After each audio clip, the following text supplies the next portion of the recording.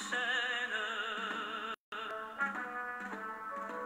Oh, et partisans, ouvriers et paysans, c'est l'alarme. Ce soir, l'ennemi connaîtra le prix du sang et des larmes. Montez de la mine, descendez des collines, camarades. Sortez de la paille, les fusils, la mitraille, les grenades. Oh, et les tueurs à la balle et au couteau, tuez vite. Oh, et saboteur, attention à ton fardeau, dynamite. C'est nous qui brisons les barreaux des prisons pour nos frères. La haine à nos trousses et la faim qui nous pousse la misère. Il y a des pays où les gens prennent des lits, font des rêves. Ici, nous vois-tu, nous on marche et nous on tue, nous on crève. Ici, chacun sait ce qu'il veut, ce qu'il fait quand il passe. Ami, si tu tombes, un ami sort de l'ombre à ta place. Demain, du sang noir séchera au grand soleil sur les routes. Chantez, compagnons, dans la nuit, la liberté nous écoute. Amis, entends-tu les cris sourds du pays qu'on enchaîne? Amis, entends-tu le vol noir des corbeaux sur nos plaines? Oh, oh,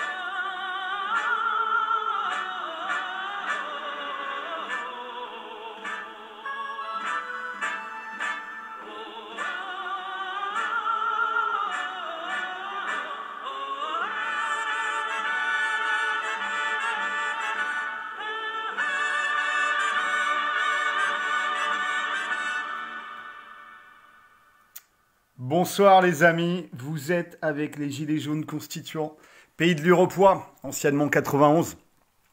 Ben voilà, si vous nous écoutez quelque part, vous êtes la résistance. Alors, on est en guerre médiatique.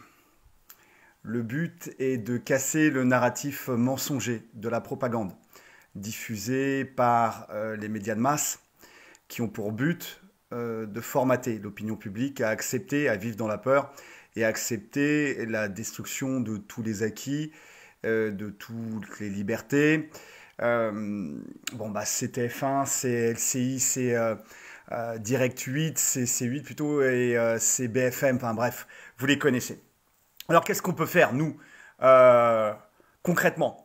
Voilà, si vous avez travaillé des dossiers, si vous avez creusé des dossiers, si vous avez de la data, et si ces informations-là peuvent être utiles au combat des Gilets jaunes pour la dignité, la justice et le bien commun, bah écoutez, ce que peuvent faire les Gilets jaunes constituants du 91, bah c'est tout simplement venir vous interroger de telle sorte que cette data bah, puisse être partagée avec tout le monde. Par exemple, vous êtes aide-soignant, comme le collègue de la dernière fois à Bastille, et puis vous avez vu des choses, vous pouvez témoigner de choses de l'intérieur. Alors bien sûr, on va vérifier que vous avez bien été aide-soignant, etc. Mais voilà, eh ben, on fait le live avec vous. Alors évidemment, faut accepter de parler. Alors on peut bien sûr cacher le visage, on peut faire plein de choses. Mais c'est du direct, il n'y a pas de montage. Donc bah, ça peut bégayer, ça peut faire des fautes, des erreurs. C'est pas grave. Le principal, c'est que le message passe, que l'info, elle passe. On est en guerre de l'information, on doit se réapproprier l'information. C'est ce qu'on fait sur Facebook, c'est tous les groupes sur Facebook, toutes les pages sur Facebook, sur Twitter, sur partout, sur YouTube. Donc voilà, pour participer à ça. Alors ça, c'est pour les manifs de Paris. Ça va être beaucoup plus simple parce que maintenant, il va y avoir qu'une seule manif. Pas cette semaine-là, mais la semaine prochaine. Il n'y aura qu'une seule manif par semaine, donc ça sera beaucoup plus simple de se trouver. Mais si vous avez bien creusé un dossier, vous avez de la data intéressante, si vous n'êtes pas trop timide, on peut vous donner la parole. Alors ça, faudrait que ça soit dans du 10 minutes, un quart d'heure, 20 minutes, que ça soit un peu structuré. Ça se prépare, hein, un live. Il faut qu'il y ait un plan, une introduction, et puis une conclusion, et puis voilà, des parties bien séparées, bien distinctes, et puis surtout bien sourcées.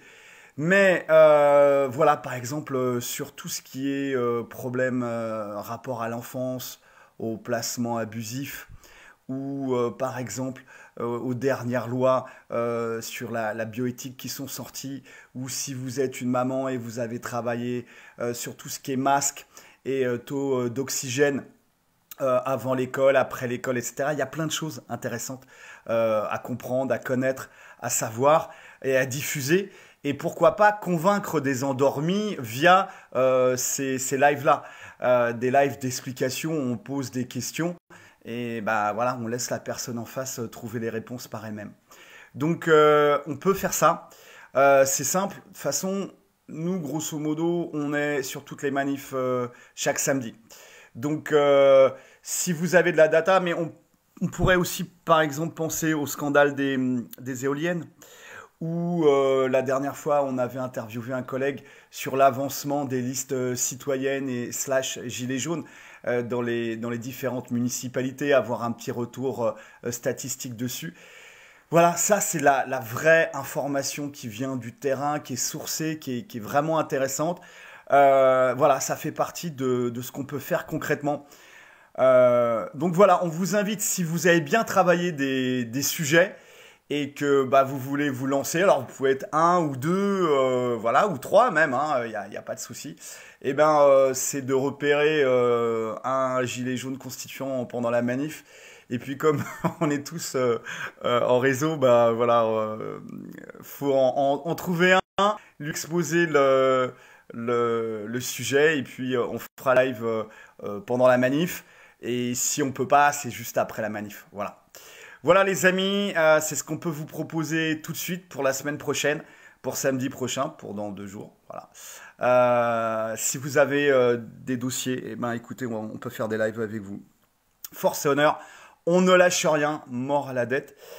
À bas l'usure, vive le bien commun. Et on a bien compris que le principal ennemi, il y en a plein, des ennemis, il y a des adversaires, des idiots utiles, des idéologues, des sectaires. Bon voilà, ça, ok, on a fait le tour. Il y a des ennemis. Et le principal ennemi, le pire des ennemis, c'est quand même la banque. C'est eux qui corrompent tout avec cette puissance de création d'argent ex nihilo. Et qu'à un moment ou un autre, il n'y aura pas de place pour les peuples et les banques.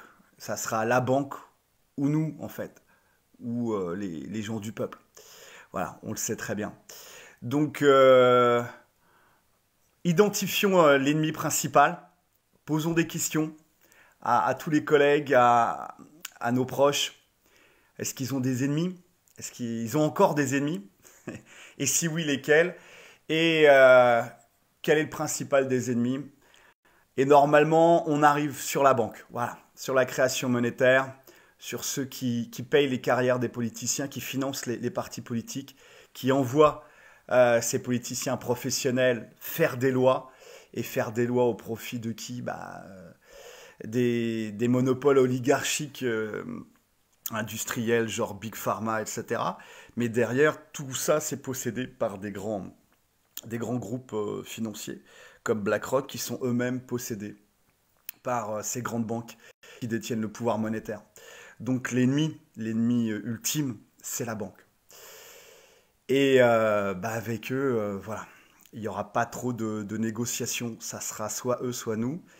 Et tout en restant bienveillant, bien sûr, hein, par rapport aux employés des banques. Mais à terme, soit le peuple contrôle les banques, soit il est esclave des banques. Donc à terme, il faudra repenser les notions de propriété sur toutes les entreprises du domaine de la finance et des monopoles oligarchiques. Voilà les amis. Force et honneur, on ne lâche rien. Et à samedi pour ceux qui sont sur Paris. À samedi.